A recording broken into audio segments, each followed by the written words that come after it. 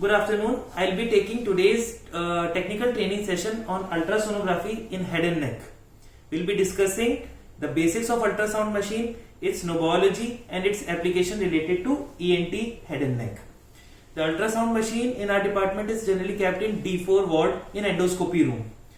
Now the 5 important basics to learn in ultrasound is the power, the depth, the gain buttons, the freeze and the modes present in it. We have to plug in the machine every time possible as its battery backup is usually low. We use the Sonosite type of machine in our ward. The power button in the machine is present in uppermost right corner. After switching on the machine, we have to wait for 15 seconds to finally switch on it. We have to enter the patient details by pressing the button patient, and after entering the details we can start the examination on the patient by pressing the button done. After entering all the details, press done and start the examination. The next important job is probe selection. There are 4 types of probe available on basis of their frequency and make. The 4 probes are: first is curvy linear probe, which is a low frequency probe from 3.5 to 5 megahertz. The second probe is a echo probe or a phased away probe used in echocardiography. The third type of probe is intracavitary probe for transvaginal examination or intraoral examination in cases of peritonsillar abscess. What we have available is the linear or vascular probe. It can have lengths of up to 25 to 61 millimeter. The probe available to us is of a high frequency from 6 to 13 Hz. The basic physics of frequency is higher the frequency, more is the resolution of the image and lesser will be the depth of penetration in the body. We generally use linear probe mainly in head and neck for intravenous line placement, central line placement, to check for abscesses or cellulitis, foreign body, and to examine the salivary glands and the thyroid gland. The principle of ultrasound machine is that this transducer probe has piezoelectric crystals which, when electricity is applied, these crystals move and produce sound waves and ultrasound frequency, which is more than 20,000 kilohertz. Thus, these sound waves travels in the body and reflected back to the crystals again. They transduce these acoustic waves back to electrical energy and the machine plots it as grey dots on screen. The velocity of sound varies with stiffness and density of the medium. The more the stiffness, faster the wave travels and brighter the dot is. Brightness in the language of ultrasound is called as echogenicity. Thus, hyperechoic structures are more echogenic than the surrounding tissue and vice versa. Anechoic lesions are devoid of any echoes and are jet black. The principle of reflection also measures the depth of a tissue. The time wave takes to return to transducer gives the depth of image. To know the anatomy of transducer, there is an indicator. This raised bump on one side of the transducer is a marker which is to be kept on head and side of the patient when using the probe in sagittal or vertical. Now the image formed on the screen will show cephalad to caudal in right to left direction, whereas if the marker should always be kept on the right side of the patient when used horizontally or in transverse direction, so that the image formed on the screen is from right to left orientation as seen in an axial view of a radiology film. Understand the knobology of the ultrasound machine. First, we press the patient button and enter the patient details on whom the examination being conducted. After entering all the details, press the done button. You can select the exam type by pressing the exam button for which part the examination being done. Here the available examinations are breast, small parts, nerve, vascular and venous. We will do a vascular examination. Now the next important parameter is the depth of image being controlled by these upper and lower buttons. The depth of image is indicated along the side of the image. here. Here we can see the depth is at 4 centimeter. Using a linear probe, which is a high frequency probe, we can go up to 6 centimeters. Always try to adjust the area of interest in the center of the screen. For example, here we can see the common carotid artery and the internal jugular vein. To make it shallow, we'll press the up button, and we can add. Now you can see the depth is at 2.7 centimeter and the area of interest is in the center. We can increase the depth by pressing the lower button, and we can go up till 6 centimeter. We can change the resolution and penetration power of the image by these two buttons. Here you can see there is the general button. The upper button is for making the resolution higher of the image, and the penetration to increase the penetration of the sound waves. The next important parameter is the gain.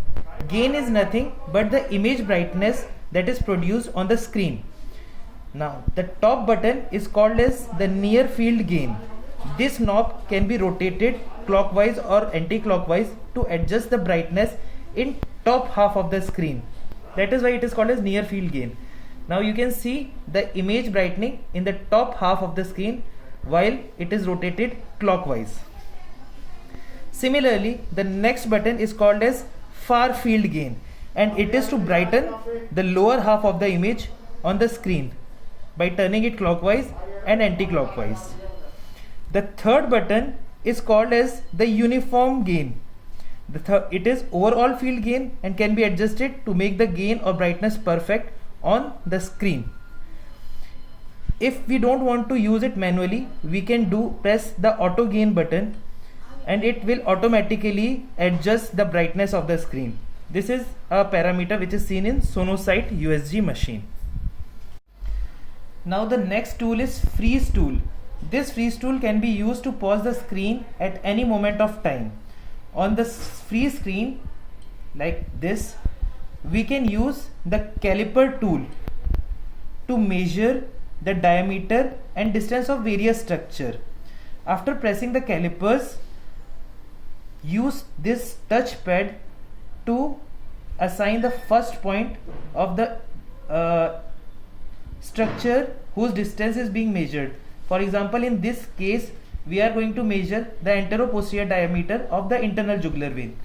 So I have placed the first caliper on the anterior part of the internal jugular vein and press the button select. Now the second part is activated, and we can press again at the posterior part of internal jugular vein and press the button select. We can know the anteroposterior diameter in the right lower screen, which is 0.73 centimeter. In the freeze button, we can use the overall field gain button clockwise and anti-clockwise to see the recorded 5 seconds of the screen time, the last 5 seconds of the screen time. If we want to write anything on the screen, we can use the text button and start writing like IJV. Here it is written, or we can write ICA here by moving the trackpad ICA. We can put an arrow button also at the required location by pressing the arrow button, and we can save this image by finally pressing the save button, which is being recorded in the inside memory of the ultrasound machine. It has an internal memory of capturing almost 64,000 images. Now we will go through the modes of examination. The 2D or B mode refers to brightness mode. It is a default mode used for diagnostic imaging. It converts amplitude of ultrasound waves in image using a grayscale converter, as you can see on the screen. This is the grayscale converter. This is the default image we get while doing ultrasound. There are 256 shades of grey dots which are used to differentiate echoes of various tissue and their composition from anechoic to hyperechoic. For example, the composition of a thyroid tissue is different than composition of a vessel, the strap muscles. The echogenicity of all the structures is mildly different. The next mode we'll examine is the M mode. M mode is a single cut of ultrasound image over time. While pressing the M mode, there is a sample line present on the screen.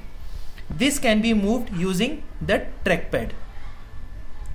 This sample line can be used moving the trackpad over the area of interest. For example, in this case, the area of interest is internal jugular vein.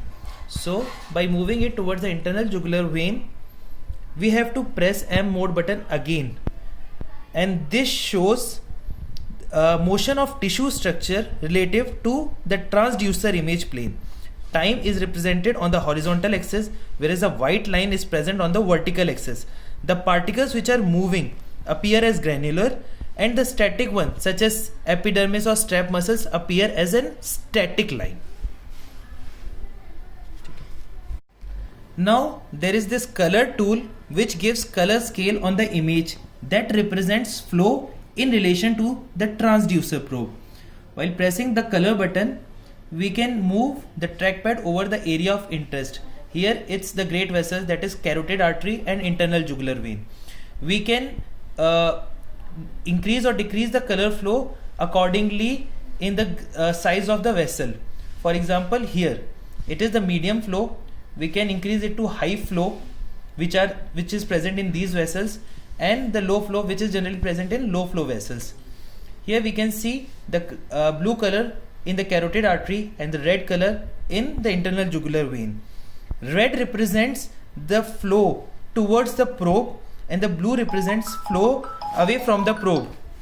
Thus arteries need not be red and veins need not always be blue. Now there is a pulse wave Doppler tool. It measures the velocity across the area of screen. When the tool is pressed once, a sampling gate will appear like this. Now we can move the sampling gate using the trackpad over the area of interest. In this case it's internal, in this case is its common carotid artery.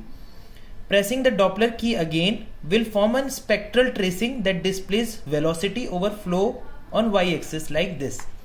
Now this is the spectral tracing of the velocity over flow on the y-axis of carotid artery.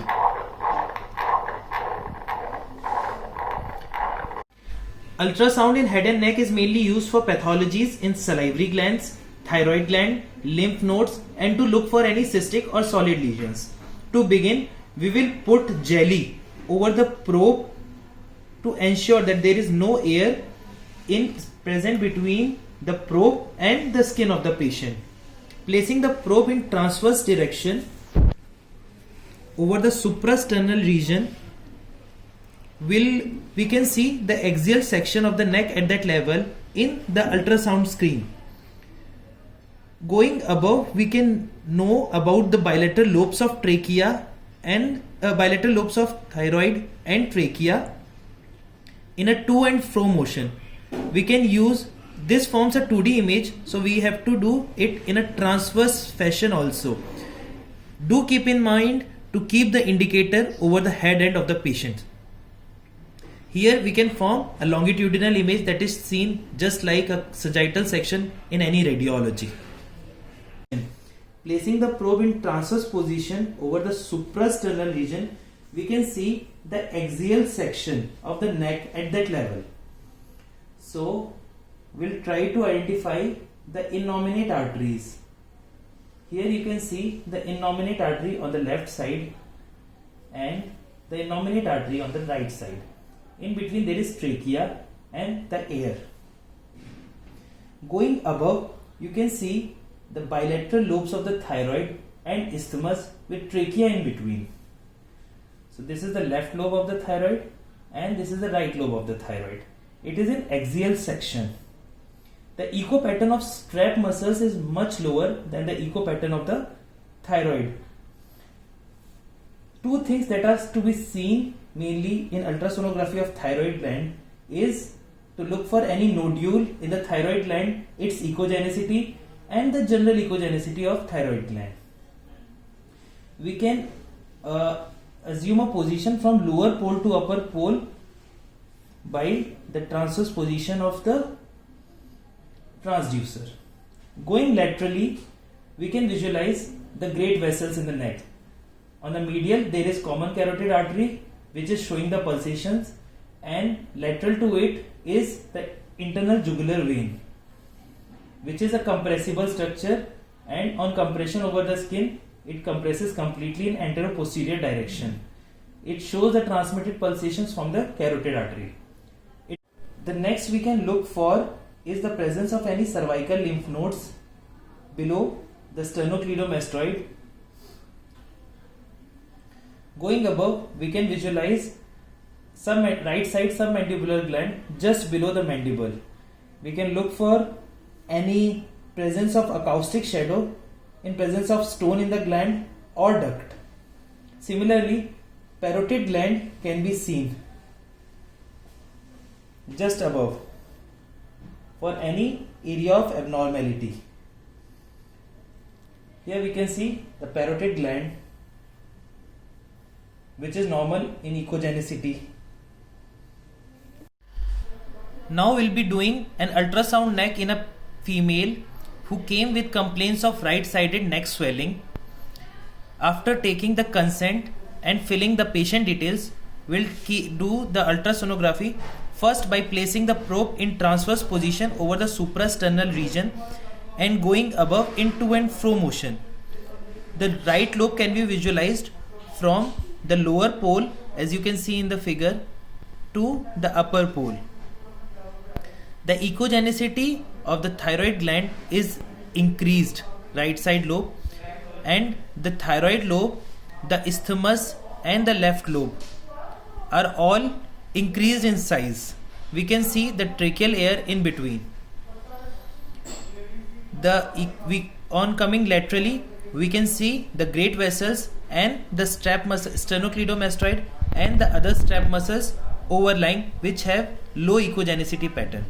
We can increase or decrease the brightness using the overall field gain button or the auto gain. This is the auto gain. Pause. To record the size of the thyroid in transverse plane, we can freeze the image, use the caliper buttons and measure the transverse diameter of the right lobe, which is 1.3 centimeter. Here we can see the thyroid lobe, the strap muscles in a sagittal or a longitudinal axis. We can see the increased echogenicity of the right side of thyroid gland completely with no nodule, possibly a case of thyroiditis. To differentiate it, we have to do a fine needle aspiration cytology of this patient. To know the anteroposterior diameter, we can again use the caliper buttons by freezing the image and measure it in anteroposterior direction, which is 1.45 centimeter in this case. We can save the image by using save button.